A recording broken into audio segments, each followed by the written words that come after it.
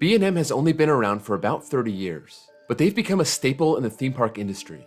Every major park seems to have one, or maybe two, or maybe even five. They've continued to come up with new models over the years while staying reliable, producing rides that are big crowd pleasers. On my coaster count, B&M tops the list with 61 out of 447, with Vekoma in second place, but 17 coasters behind. I love their Giga and Hyper models the most. All 11 of those coasters are in my top 50.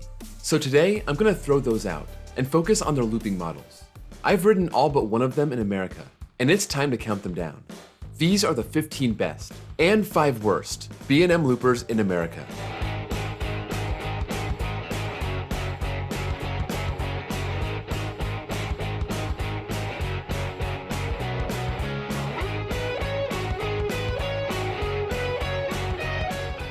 So how many coasters are we talking about here? I filtered my list and found a grand total of 50 to pick from. I didn't put any bias into this list in particular. I just took my complete list and had it spit out the B&M loopers in order. The one that I'm missing is Firebird at Six Flags America. This thing has moved around parks, and I've never been in its park while it's operating, though I don't think it would be anywhere near my top 15. Let's do a rapid fire account of honorable mentions. Dragon Challenge, Hungarian Horntail, Manta, Gatekeeper, The Incredible Hulk, and Talon. Let's kick off the official list. Number 15. Thunderbird at Holiday World. There's no better wing coaster in America, in my opinion, and it's still the only launched one that B&M has produced 6 years later. The first time I rode this, I knew it was so much different from the others. I had already ridden Wild Eagle, X-Flight, and Gatekeeper, and this was so much more forceful, smooth, and had a better layout than the others. Throw in a great near miss through the shed as the finale, and you have a great wing coaster, but still only ranks 15th here. Number 14. Dominator at King's Dominion. The park's only B&M is at least a good one, relocated from Geauga Lake, where I got to ride it back in 2002. This is the world's longest floorless, and I think it's interesting because it only has 5 inversions. This means it has a lot of track doing things other than going upside down, including the turns after the massive vertical loop and before the Cobra roll. That makes this layout super unique. This is one of 4 floorless coasters that I really enjoy riding. Number 13. Great Bear at Hershey Park. There are a lot of parallels here with Dominator. It's a weird layout that uses a lot of its track doing things that don't flip you upside down. It has a weird helix before its first drop. It also crams its entire layout into a spot that was never meant for a full-size B&M invert. I didn't have high expectations going into this ride, but I came off wanting a re-ride. It seems like most people have hopped on the Great Bear hype train lately, and that's good to see, since on the surface it's nothing special. I guess people just like weird stuff. Number 12. Tatsu at Six Flags Magic Mountain. The sheer size of this flying coaster is hard to believe until you see it. Looking at it is impressive enough. Riding it is a whole different experience. The lift hill is terrifying, nearly 200 feet in the sky, looking face down, and the first half of the ride is smooth and graceful as you fly over the mountain. Then the ride tries to kill you with a 124-foot pretzel loop. Then it goes back to being graceful as you fly over the entrance plaza. Flying Dinosaur at Universal Studios Japan is apparently more insane than this, but that's hard to believe. Tatsu is nuts, but flying coasters aren't exactly my favorite thing, so it's only number 12 here. Number 11. Dragon Challenge, Chinese Fireball, at Islands of Adventure. I got a couple laps on each side of Dragon Challenge back in 2012, but there was one side that just stood out from the rest, and that was Fireball. 2 Immelmans, 2 corkscrews, and 1 loop, along with an airtime hill. The forces this thing pulled made it one of my all-time favorite inverts, and it's really a shame that neither side, but especially this one, couldn't have been salvaged. Number 10. Afterburn at Carowinds. Everything I heard about this invert going into it was true. It's a short ride, but it's insanely intense. The element that really stands out is the Batwing, dropping into a trench at the bottom to maximize the positive Gs. 6 inversions in less than 3,000 feet of track makes for a rapid-fire layout, with one little break with this stretch over the station, before diving into the final corkscrew. This is a top-flight invert. Number 9. Superman Krypton Coaster at Six Flags Fiesta, Texas. This is the popular pick for top floorless in the country. I can see why. In terms of forces, I think it's third, but in terms of everything else, this is the best. It runs right alongside the quarry wall, and jumps on and off it twice.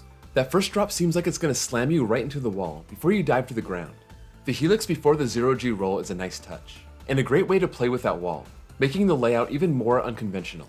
I haven't always had the smoothest rides on this, especially with those corkscrews after the mid-course, but it's hit or miss. Superman is a must-ride at Fiesta Texas, which really isn't something I usually say about floorless coasters. Number 8. Shikra at Busch Gardens, Tampa. I forgot just how good airtime could be on dive coasters before I rode Shikra in 2018, and I loved it. There's not much to the ride, but the 2 vertical drops, Immelman, and Splashdown are enough to put it on the middle of this list. I had a big issue with the rattle, which doesn't seem to bother anyone else except for me. I don't know what it was. It wasn't exactly subtle. It was headache-inducing. Number 7. Griffin at Busch Gardens, Williamsburg. Similar to Shikra, but 2 years newer, and a little better all around. It packs in a second Immelman, in addition to its 2 vertical drops, with the splashdown. It just gets the edge on Shikra because it's a little more of a complete ride, and it ran smoother for me. I'm a big fan of dive coasters, and they're usually among the top 2 or 3 coasters at any park I go to that has one. Number 6. Medusa at Six Flags Discovery Kingdom. I was so excited to ride my first floorless when I went to Six Flags Marine World in 2001, and since then, I've ridden all the others in the country, other than Firebird, and this still holds up after 20 years. I got some rides as recently as 2019, and it's still great. The straight drop gives some airtime. It runs smooth throughout the course, and it has some snappy elements in the second half. There's only one other floorless that tops it. Number 5. Kraken at SeaWorld Orlando. I remember when this opened in 2000, and how big of a deal it was. It would be 12 years until I finally got a ride, and it was worth it. Just like Medusa, it has a straight drop and follows a similar course, except for the Cobra roll instead of the Sea Serpent roll. The second half pushes the ride over the top for me, starting with a vertical loop inside a trench, popping up into a tunnel before hitting that final corkscrew. It's a great layout, with a lakeside setting, with good forces, and a smooth ride. It still holds up as of my last rides in 2018, and is the top floorless on this list. Number 4. Raptor at Cedar Point. B&M's first large-scale invert is amazing, even if it kinda runs rough after 26 years. It just seems like it's a rapid-fire, relentless layout. The first drop isn't straight, but the way it straightens out makes your stomach drop if you're in the back. My favorite rides come when the mid-course brakes are off. The final 2 corkscrews and the downward helix have that extra bite that leaves you super satisfied by the end of the ride. It was my favorite invert for over a decade, but it has been outclassed. Number 3. Banshee at Kings Island. In the battle of Cedar Fair, Ohio inverts, it's close. On one hand, you have Raptor from 1994, one of the originals, still dominating the Cedar Point Midway. On the other hand, you have Banshee from 2014, a full 20 years newer, built with all the modern technology that has improved so much since the early 90s. Banshee isn't as smooth as it probably should be given its age, but I still give it the edge because it's such a monster. It manages to be intense despite its huge inversions.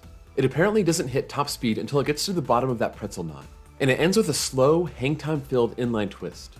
B&M had no space limitations with this layout, and they were able to design something great. Number 2. Valravn at Cedar Point. I know it's the cool thing to hate Valravn, but I don't. I loved it when I first rode it in 2016, coming out of the park that day with an unclouded, unbiased opinion that it was my favorite ride of the day other than Millennium Force. The coaster world's hatred for Valravn made me question myself here, mainly due to the vest restraints. It's true that it does take away from the airtime on that drop when you compare it to Shikra and Griffin, but still, I come off the ride thinking it was amazing. This has 3 inversions over a midway setting, and I don't know what to say. I love this stupid thing. So if you all don't want to ride it, that's fine. Shorter lines for me. Before we get to number 1, let's talk about the 5 B&M loopers at the very bottom of my list. The 5th worst is Patriot at California's Great America. I didn't really hate this ride. I thought it was kind of enjoyable. So the fact that this ranks in my bottom 5 shows how good B&Ms usually are. It's just small and unimpressive, being one of B&M's first coasters, a former stand-up that was converted into a floorless in 2017. Speaking of floorless coasters, my 4th least favorite is Rugru at Cedar Point. Even after a pretty good ride in 2018, I've had several others on this that just weren't good. I didn't love Mantis, but it almost seems like the ride would have been better off in its original form. I do love the color scheme, so there's that. The 3rd worst is one I love trashing. That's Scream at Six Flags Magic Mountain. I don't even care about the parking lot. My 2 issues are the boring layout and the bad rattle. Coming in second from the bottom is Georgia Scorcher at Six Flags Over Georgia. I admit I only rode this once. It was getting a new paint job on my last visit, but a small-scale stand-up coaster with 2 inversions. Just, I can see why a park would order one of these in the early 90s, but why did Six Flags think this would be a good idea in 1999? Finally, by far the worst B&M I've ridden is Vortex at Carowinds. This has the disadvantage of being an early model and still being a stand-up, and it's just an unpleasant experience that doesn't offer anything in terms of fun. So Vortex is a hard pass for me. I've only ridden it once. That may be enough. Before getting to number 1, let me just point out where some other standout coasters landed for me. Keeping in mind there's 50 coasters on this list, Riddler's Revenge came in at number 26, Alpengeist at number 23, and in the middle of those two, probably my hottest take, even hotter than Valravn at number 2, and that's Kumba at number 24. I ranked it as my number 1 overrated coaster, and I meant it. I do not get the hype for it. It's number 130 overall on my list, so it's still easily in the top 1/3. But there are 23 B&M loopers that I enjoy more, including one that happens to be just a quick sky ride away. Number 1. Montu at Busch Gardens Tampa. I admit this took me a few rides to really appreciate. I liked it after my first ride, but by the time I got off my 4th ride, I was calling the thing a masterpiece. It compares a bit to Kraken, a pretty standard first half, but Montu throws a tunnel into the mix, and then has a batwing into a trench just like Afterburn. The second half stands out like Kraken also, with a vertical loop in a trench, before it winds out of there, back into a trench, before popping into a corkscrew. A very good layout, a world-class setting, tremendous forces. I can't get enough of Montu, and it's easily the best coaster in the park for me, and the best B&M looper that I've ridden. Now the question is there anything out there that can top Montu? Yukon Striker, Nemesis, and Flying Dinosaur all come to mind, but I want to hear from you all in the comments below. What's your favorite B&M looper?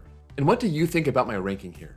This is my opinion, so I know Valravn number 2 and Kumba number 24 is criminal to a lot of you, but that's just my experience. If you enjoyed this video, be sure to drop a like.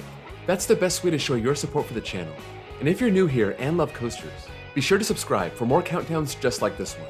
Thank you all for watching, and I'll see you all next time.